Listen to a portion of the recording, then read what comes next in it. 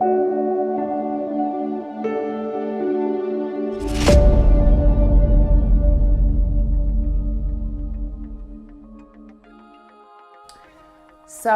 since I was a little girl, for as long as I can remember, I've loved makeup. I've loved special effects makeup. I've loved Halloween, but I've really loved the power of how it gives the everyday woman confidence.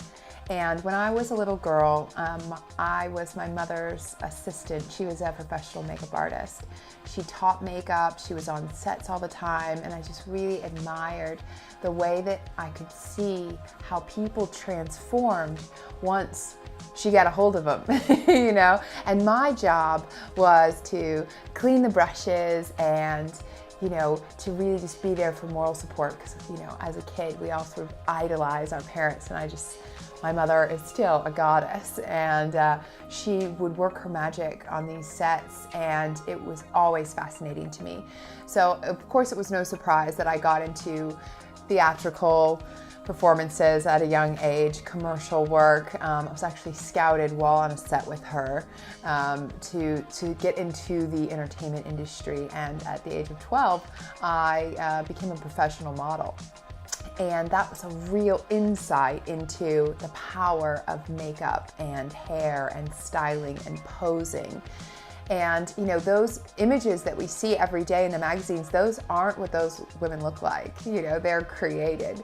So it was really an impactful journey for me to see the power of an image and the power of a brand, but most importantly, the power that comes through people once they feel like they've got their face on, they're ready to face the world.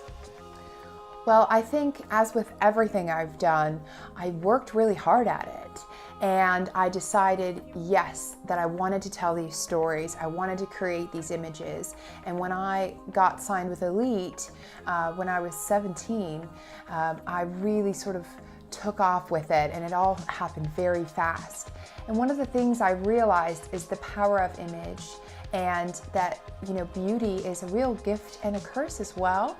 You know, you can get so far with your image, but if you don't have anything to back it up, if you've just got a pretty face and you're not willing to work, and you're not kind, and you're not a good person, you know, that true beauty shines from within.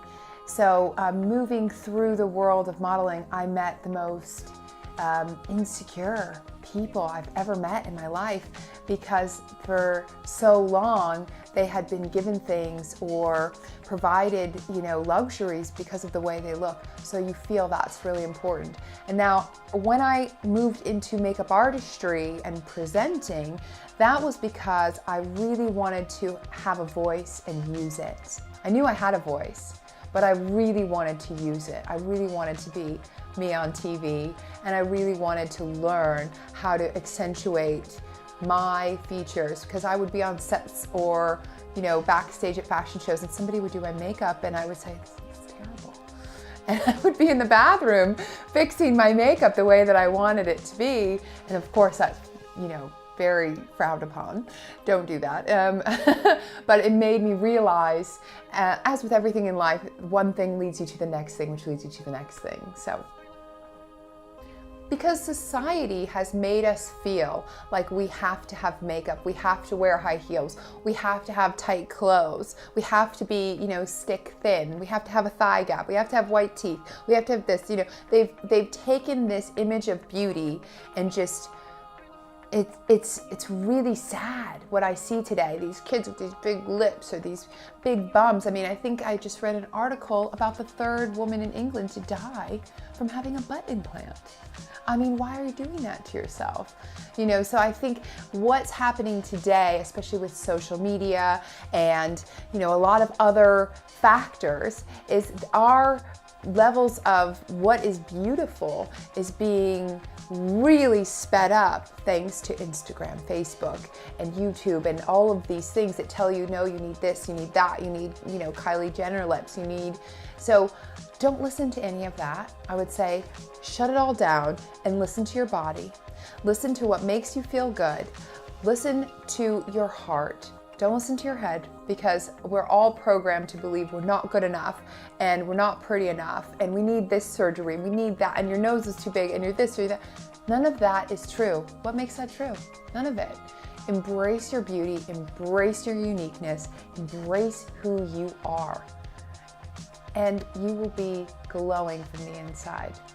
Yeah, I remember, in the olden days, if you were feeling sad or blue, our older generation would say, put a bit of red lippy on, dear, and you'll be fine. And it has been ingrained in us through the generations to use things that enhance your beauty and make you feel powerful. And color is an amazing gift as well. So, experiment with color, experiment with things that just make you feel better, not cover anything up. So I really recommend just experimenting. Go to a makeup counter, get a makeup lesson. These are things they don't teach you in school. How to take care of your skin, how to identify your skin type, how to apply makeup. Nobody teaches you that.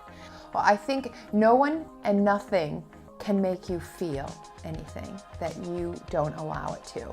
So if you put on makeup and you genuinely feel like that is helping you, absolutely it is. I love makeup. I usually don't leave the house without even some lip gloss and mascara because I feel it makes me feel better about myself. And I know there are people who don't leave the house without doing full makeup. And if that makes you feel better about yourself, go for it. But you also need to take that time to really embrace your goddess and your bare face and look in the mirror and have, those moments with yourself as you are and really be in your skin and embrace and appreciate who you are. Because that's the most important thing. And it's taken me a long time to figure out, who am I, And if you have those moments, after you get out of the shower or when you're in the makeup mirror, really just embracing who you are, then makeup will do its job to enhance your true beauty, which comes from within. I believe that you should, unless you're going out, you should look very natural. People should not be able to tell you have a lot of makeup on. As you can see from my makeup, subtle colors, things like that accentuate or bring out an eye color or a cheekbone, or a darker berry color because it is autumn right now and it's a great time to embrace those darker lip colors. Actually makes my teeth look whiter. So there are so many tricks out there that you can use to really enhance, how you're feeling and your features. I have gone barefaced to professional events before because I just wasn't feeling it, and people will generally ask me if I'm feeling all right or if I'm unwell because interestingly enough, we all have sort of darker circles under our eyes, or, for me, I have a lot of freckles, I have a lot of spots, that I used to spend a lot of time covering up. And now I just let it out because, I feel kind of bad for men because they don't have the opportunity to do this, It wouldn't be as acceptable. But yeah, I think it's really interesting how people take you a lot more seriously, from my experience, if you've got, your best face forward, so to speak. And it's also kind of sad.